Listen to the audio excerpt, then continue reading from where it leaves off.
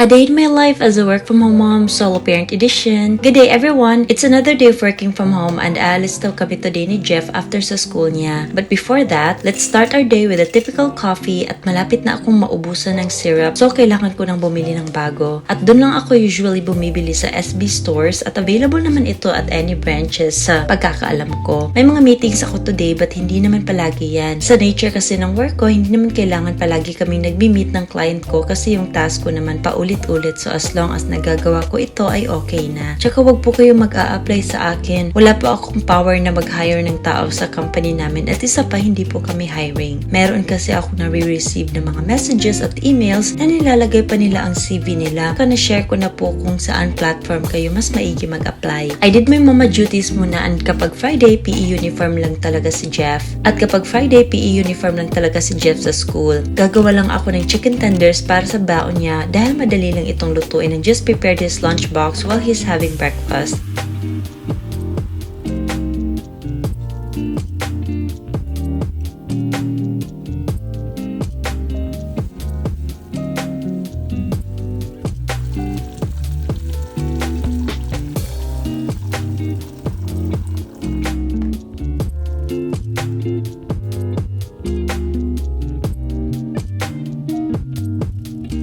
Naglagay rin ako ng sauce para sa chicken niya at konting snacks, total bibili pa naman siya doon sa school. Nung matapos na si Jeff sa pag-aayos ay umalis na kami at si Cookie excited pang sumamas at nauna na sa pinto. Isasama ko siya ngayon at alam niya rin kapag isasama ko siya, oy.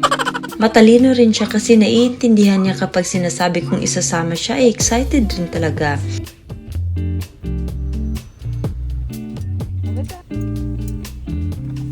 We dropped off Jeff sa school at si Cookie sinundan pa niya ng tingin ang kuya niya at nalungkot nung umalis.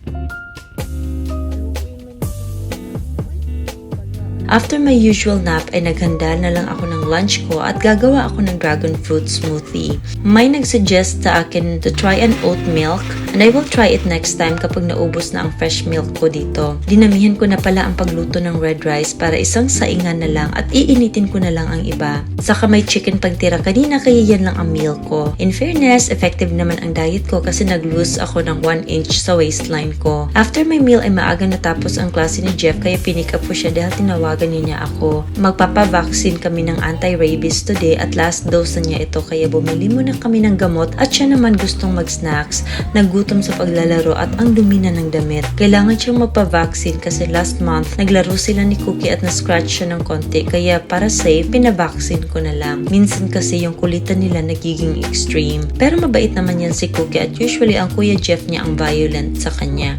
Gusto ni Cookie na makipaglaro sa kuya niya kaso nakatulog si Jeff pagkarating sa bahay kaya kahit kinakalabit niya hindi siya pinapansin. Kaya pinaintindi ko na lang sa kanya na sleep po na ang kuya niya dahil baka pagod sa school. Hindi ko pwedeng dagdagan si Cookie dahil may times talaga na palagi akong umaalis kaya one is really enough. I went ahead to make our dinner na lang and today gagawa ako ng chicken cordon bleu. Tinanggal ko lang ang balat ng chicken breast and I minced the meat. Mas maigi para sa akin na i-mince siya para mas ma-form ko siya ng maayos.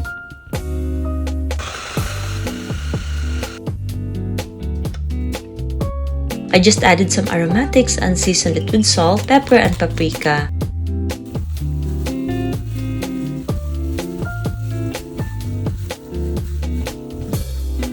Then I arranged it sa cling wrap and added ham and cheese. Sa dalawang chicken breast, 3 chicken cordon bleu na ang nagawa ko. Ni-roll ko lang ito, untie it, then nilagay sa freezer para mag-chill ng konti and just repeat the process.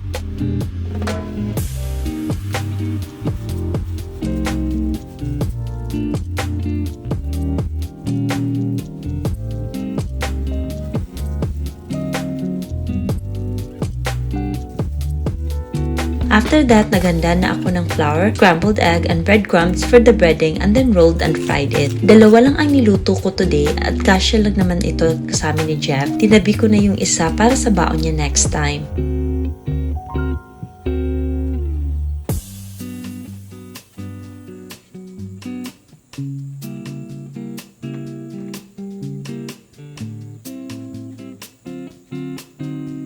I just fried it in low heat para naman maluto siya ng maigi sa ilalim hanggang sa mag-golden brown ito.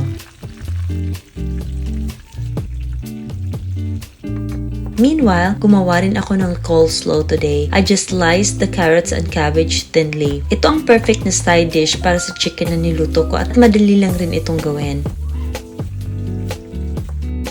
I just seasoned it with mayo, a little bit of sugar, milk, salt, and pepper, then mixed it. Ina-adjust ko lang ang mga ingredients hanggang sa ma-come up ko yung consistency na gusto ko. And then I just plated our dinner. Nauubusan rin ako ng ideas sa kung ano ang lulutuin, but some of you give me suggestions at maraming salamat. Matagal na rin akong hindi nakakaluto ng chicken cordon bleu, kaya perfect to dahil meron na akong mga ingredients.